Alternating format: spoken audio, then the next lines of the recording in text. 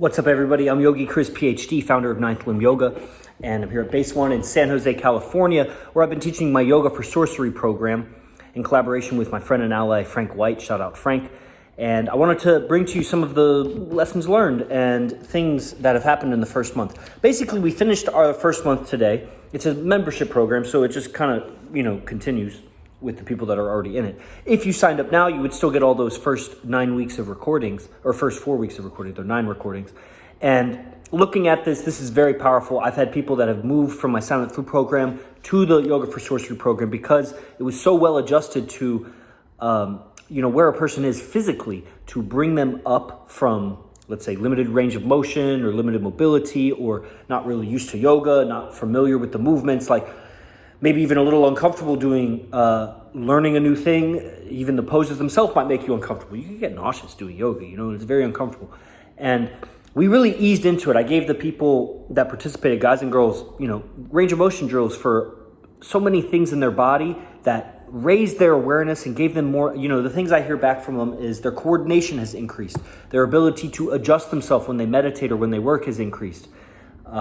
Just the pleasure of the physical exercise, it's so enjoyable. The wrist releases, people have loved my, I drove around the country a lot touring, teaching yoga. Like I had to develop some small but very powerful techniques for self-massage, for my wrists, for my neck, for my pelvis, for my calves, because I would arrive in a new city and need to teach right away.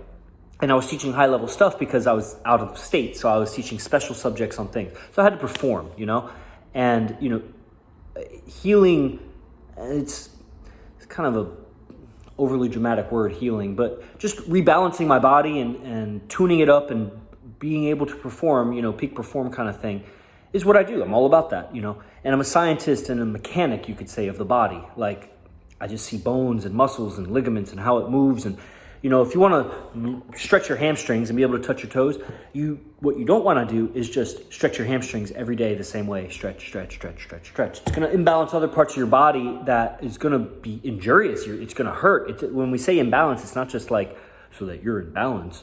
It's injuries happen when you're out of balance. And the time it takes to recover from those just takes away from more, you're aging. Like, you don't want to spend time recovering from injuries. You want to not get injured. And what I showed the people in the Yoga for Sorcery, opened all the joints of their body, balance. There's going to be bottlenecks in the practice, things that you're going to have difficulty learning. And I have zoomed in on those things like wrist pain. You're going to get wrist pain if you're doing yoga postures and anything on your hands. But I've shown them secrets that will alleviate that or prevent that. Same thing with the shoulder socket. We've become closed in the shoulder because of how we live. And when you start applying load there, and especially moving slowly through that, you can get pinching. It can injure your neck. It's uncomfortable. And it's not necessary to be in pain like that. It's just knowing little secrets of how to turn the hands, of how to orient the shoulders. It's a language. It's how to talk to the body. It's called cues. When we say cueing, like how to cue, a dancer would understand cues, or even in theater, like a cue. It's a language, sentence, statement, or whatever that the body acts on it. And so in yoga, or in like Pilates or things like that are meticulous body movements, you have language cues that help a person to reach through their arm or activate a muscle or visualize it in a way that enhances the practice. And so what these participants of the Yoga for Sorcery program are getting are the language of how to change their state of mind and clear their energy through physical practices. How can I physically gain equanimity and feel like I'm in bliss and deepen my sense of self-awareness in me when there's disturbance, when there's emotion, when there's physical agitation. Like, you raise your awareness of those things. And how to talk to myself in a way. They don't know that they're learning this. This is actually what they're learning. And if they stick with it another 1 or 2 months, then all the people in Yoga for Sorcery are going to develop, because this is how I talk when I'm teaching. If you go to other people's yoga classes, there are good yoga teachers or bad yoga teachers. It is true in like every industry. And it's a minority are the good ones, but you can find good yoga teachers. But in the spaces in between the teaching, what are they saying? What's their philosophy? you slip into a little hypnosis, a light hypnosis when you're practicing yoga with someone and they're guiding you and they're saying arms up and you go arms up. And they're saying exhale and you exhale. And they're saying this and you do this. And it's like after so many times, you're just like ready to hear anything they say. And if the person speaks a weak philosophy, that goes in, right? So more than even just the good techniques, because I have great techniques. I'm a smart person. I've put things together. And yes, other people are smart, but not everybody's equally smart. I am very smart. And I've put it together in a way that, will just blow your mind. If you're into body movement and feeling good about your body, just 1 or 2 techniques in my 9 classes in the first month, if you just grab 1 or 2 techniques and they stick with you and you practice those because you like them, that's worth it. That's totally worth it. The guy who found wrist relief in some of the movements that I was showing him, how I break it down and, to decompress the wrist, that's invaluable to that guy. I have released tears from being able to release tension. How are you going to get rid of it? How do you release the wrist? People will fuck with their hands to try to balance the wrist. There's techniques that will help you. And it is I show tons of techniques. So if you grab 1 or 2 and you really like it and you practice it, that's worth the month.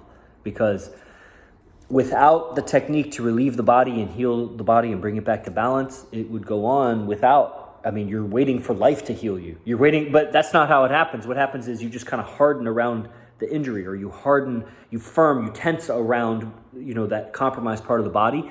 And so you don't feel the pain as much, but you lost mobility, you lost vitality and youth. And when you do get to yoga later in life and you start stretching out your body, you're going to find all those injuries, those old injuries you have just tightened around. And you'll rediscover those if you ever get into yoga. And if you never get into yoga, then life just gets tighter and tighter and tighter, and breathing, and then you get anxious because you're not breathing because you're so tense. So when are you going to learn it? When are you going to start? I have a system that introduces you, that stretches you in mental ways and in physical ways lightly, starting from the fundamentals. If you subscribed right now, you would pick up where we left off the last month, which was the sun salutation was the last class. It was very good. It's not what you think it is. If you've ever done yoga before and you think that you know what I'm talking about when I say sun salute, you don't know how I go through the push-up position. You don't know how I go through the spine integration. You don't know how I went through the hand mudras to open up the hands. I would completely change your sun salutation experience. And if you've never done a sun salutation, I introduce you to the movement, expose you to it in a way that, I called over 2,000 yoga studios when I was prospecting the United States, and I taught at over 65 yoga studios. And I've met many and talked with many advanced yoga practitioners. And you're going to be hard-pressed to find quality like this, and then it's going to be next to impossible to find quality like this with mindset like this. And which is what? The mindset of confidence, of certainty, of strength, and yet informed enough to not damage my body because I'm so yang. I'm like military. I'm Navy SEAL with the body. No, I am a yogi that, I'm very masculine. So that energy is lacking in the yoga community, in the yoga world, and it's inhibiting people from learning this stuff because there are a lot of people who don't resonate with the weak men who teach yoga and with the females that teach yoga. Yoga for Sorcery. Shout out to Frank White. Thanks for giving me the opportunity and the medium to share. I had shied away from teaching yoga because I'm so involved with what we're doing here in San Jose. It's being very successful, and I'm practicing yoga every day, so I don't need to teach it. But regularly, people buy products off my website, 9thlim.com, and now I have a new offering for you, Yoga for Sorcery. So these are twice a week yoga classes with me, about 40 to 45-minute classes that each one are complete practices that when you learn them, they become much shorter practices because it takes longer for me to explain it because I like quality. I like giving it to you the right way instead of just the wrong way and then over and over and over you do it the wrong way. So I recommend that. It's $97 a month. Go to the link in the description to sign up, and I hope you found this video valuable. I don't really recall what I even went through, but it was a good vibe. It was a good story, And actually tomorrow, or in 2 days when I do my next Yoga for Sorcery class, I'll actually do a lecture. So while the other 8 classes of the month will be, or however many classes, will be yoga practices, I see how the participants, there's 16 people signed up right now, the participants need a little bit of context for where to apply practices, and I want to go through some questions and answers. So that'll be very custom. If you guys sign up by then, you'll get some great, or you'll get the recording. You'll get some great exposure for how to mentally guide where is this yoga practice going and how to apply what I'm teaching you more than just monkey see, monkey do. It's really going to raise your awareness about the subject. So I look forward to seeing you there. Namaste.